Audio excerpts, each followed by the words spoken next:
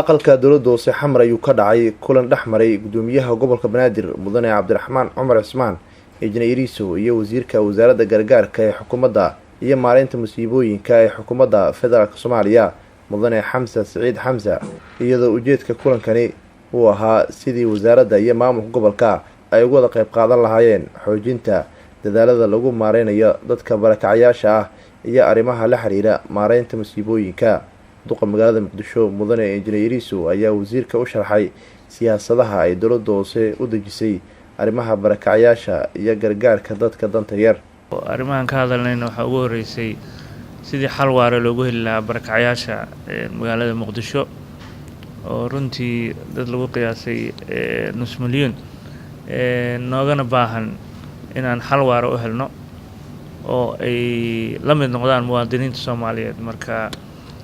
waxaan wasiirka uga mahadcelinayaa runtii wada shaqeynta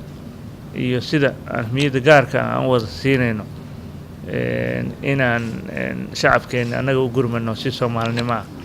isla markaana xal waara loogu helo. waxaan kaloo ka wada tashanay sidii xarun gurmad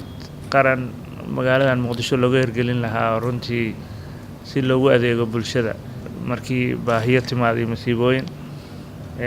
iyadana isla garanay ahmiyadda gaarka u leedahay shacabka Soomaaliyeed meel walba joogo. annagana saa la socotaan maamulka gobolka in muddo ahba arrimaha barakacayaasha ahmiyad gaar ah ayuu siinayay ujeedaduna tahay sidii xal waara loogu heli lahaa.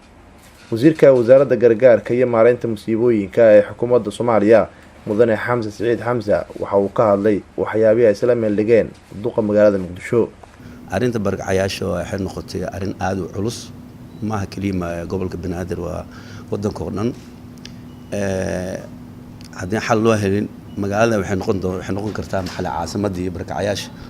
dadkana waa dad dhibaataysan oo meel ka soo ordeen dagaal ay ka soo ordeen abaar ay ka soo ordeen daad ay ka soo ordeen in xal loo helo waxay xuquuq u leeyihiin muwaadinimo ah maarta oon